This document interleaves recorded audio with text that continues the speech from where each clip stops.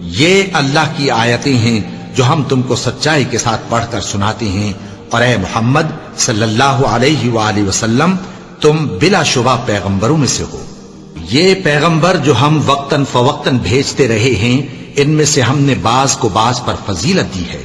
بعض ایسے ہیں جن سے اللہ نے گفتگو کی، اور بعض کے دوسرے امور میں مرتبے بلند کیے، اور عیسیٰ ابن مریم کو ہم نے کھلی ہوئی نشانیاں عطا کی، اور روح القدس سے ان کو مدد دی، اور اگر اللہ چاہتا تو ان سے پچھلے لوگ اپنے پاس کھلی نشانیاں آنے کے بعد آپس میں نہ لڑتے، لیکن انہوں نے اختلاف کیا تو ان میں سے بعض تو ایمان لے آئے اور بعض کافر ہی رہے۔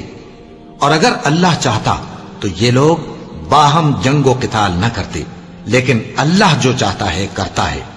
اے ایمان والو، جو مال ہم نے تم کو دیا ہے اس میں سے اس دن کے آنے سے پہلے پہلے خرچ کر لو جس میں نہ اعمال کا سودا ہو اور نہ دوستی اور سفارش ہو سکے، اور کفر کرنے والے لوگ ظالم ہیں۔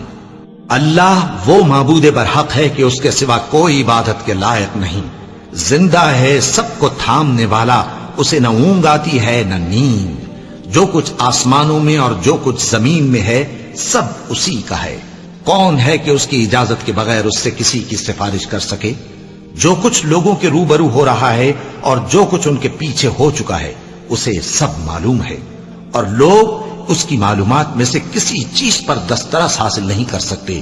ہاں، جس قدر وہ چاہتا ہے اسی قدر معلوم کرا دیتا ہے۔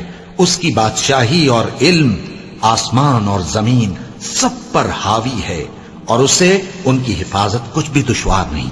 وہ بڑا عالی رتبہ ہے، جلیل القدر ہے۔